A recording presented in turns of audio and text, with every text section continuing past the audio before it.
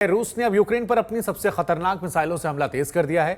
रूस के रक्षा मंत्रालय ने कंफर्म किया कि उसने यूक्रेन पर अपनी हाइपरसोनिक मिसाइल किंजल से हमला किया। यानी असली ताकत का जो इस्तेमाल है वो लगातार यहां पर हो रहा है। अब सवाल यह है कि हाइपरसोनिक मिसाइल से हमले के बाद क्या बदलेगा, क्योंकि रफ्तार के हिसाब से अगर दुनिया की कुछ सबसे खतरनाक मिसाइलों की हम बात करें तो कई देश उस तकनीक पर फिलहाल काम कर रहे हैं और कुछ ऐसे हैं जिन्हें इसमें सफलता भी मिली है। रूस इस तकनीक के मामले में बाकी सभी मुल्कों से कहीं ज्यादा आगे चल रहा है। रूस के पास किंजल है जो आवाज की गति से 10 गुना ज्यादा तेज गति से चलती है और आप इससे समझ सकते हैं कि बर्बादी किस लेवल पे हो सकती है। रूस के पास जिरकॉन मिसाइल भी है जो आवाज की गति से 9 गुना ज्यादा तेजी से चलती है। चीन ने भी हाल में दावा किया कि उसने अपनी हाइपरसोनिक मिसाइल का सफल परीक्षण किया है। इस मिसाइल के नाम की बात की जाए तो यह DF-17 है। इसकी रफ्तार मैक 5 से ज्यादा है। जहां तक अमेरिका की बात करें तो वो अभी रूस और चीन से कहीं ज्यादा पीछे है। हालांकि पिछले साल सितंबर में उसने अपने हाइपरसोनिक हथियार का सफल परीक्षण किया था। भारत भी हाइपरसोनिक हथियार की तकनीक पर लगातार काम कर रहा है। DRDO ने साल 2020 में अपने स्क्रैम जेट इंजन से हाइपरसोनिक स्पीड फ्लाइट को सफल परीक्षण किया था। इसका नाम HST-DV रखा गया था, जिसका मतलब है हाइपरसोनिक टेक्नोलॉजी डेमोन्स्ट्रेटर व्हीकल। तो ये हथियारों का भविष्य हमने आपको बताया। हाइपरसोनिक मिसाइलों को लेकर हमने चर्चा की।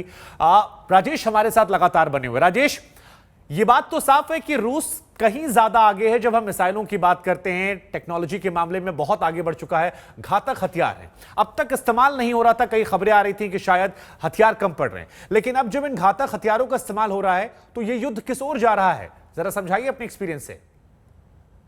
देखिए शुभंकर, जो ये हाइपरसोनिक मिसाइल्स का यूज है, इसका दो कारण है। एक कारण ये है जो यूक्रेन इंटेलिजेंस ने और अमेरिकन इंटेलिजेंस ने बोला है कि जितना स्टॉक था, देखिए आपने अगर ध्यान दिया हो इस युद्ध में पहले दिन से लगातार क्रूज मिसाइल्स का हमला हुआ है बहुत से स्टेशन पे, 18-20 अलग अलग जगहों पे, और लगातार होता रहा है। तो जो यूक्रेनियन इंटेलिजेंस का एस्टिमेट है और अमेरिकन इंटेलिजेंस का एस्टिमेट है कि रूस का जो प्रिसिशन क्रूज मिसाइल्स का स्टॉक था वो खत्म हो चुका है। ये एक कारण है हाइपरसोनिक मिसाइल्स का यूज करने का भी।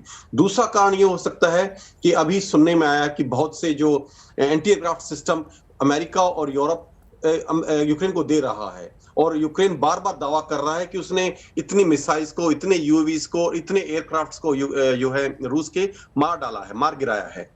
तो अगर सुपर ये हाइपरसोनिक मिसाइल्स हैं तो कोई भी उनके पास ऐसा सिस्टम नहीं है यूक्रेन के पास इस वक्त, या वो जो उनको मिलने वाले हैं जो इन मिसाइल को रोक पाए। ये एक बड़ा कारण हो सकता है कि इसलिए रूस हाइपरसोनिक मिसाइल्स का यूज कर रहा है।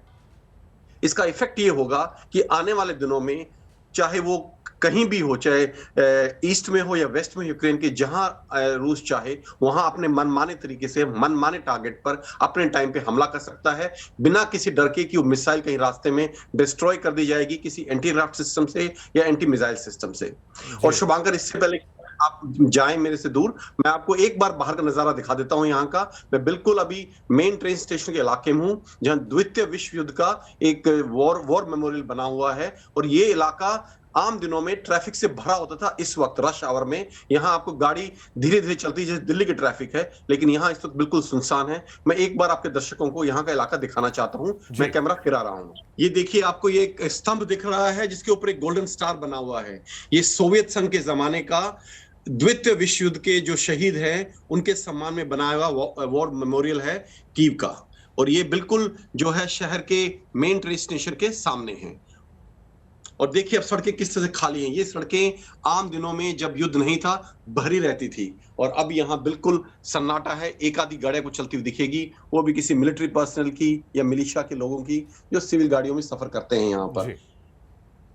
ठीक है, ये मैं थोड़ा को घुमाने की कोशिश कर रहा हूँ। इलाका अंधेरा है, शायद मैं आप इतना शायद क्लियर पिक्चर नहीं आ रहा होगा, लेकिन मैं आपके दर्शकों को एक बार दिखाना चाहता था ये इलाका, क्योंकि ये इलाका अपने आप में काफी महत्वपूर्ण है। ये काफी बिजी। बिल्कुल राजेश, आप जिस भाव से इसको दिखाना चाह रहे थे, आज तक का दर्शक वो भाव समझता है, और वो ये भी समझ रहा है कि किसी बड़े तूफान से पहले की ये खामोशी है। क्योंकि इन हथियारों के बारे में जो हम बात करते हैं और हथियारों की चर्चा जोर शोर से है, तो वो बताते हैं कि ये सन्नाटा जो है ये बहुत बड़े तूफान के आने के पहले का है। शुक्रिया राजेश आपका तमाम जानकारी के लिए। आपने तमाम महत्वपूर्ण जानकारियां आज तक के दर्शकों से साझा की, लगातार आप कर रहे हैं, बहुत बहुत शुक्रिया आपका।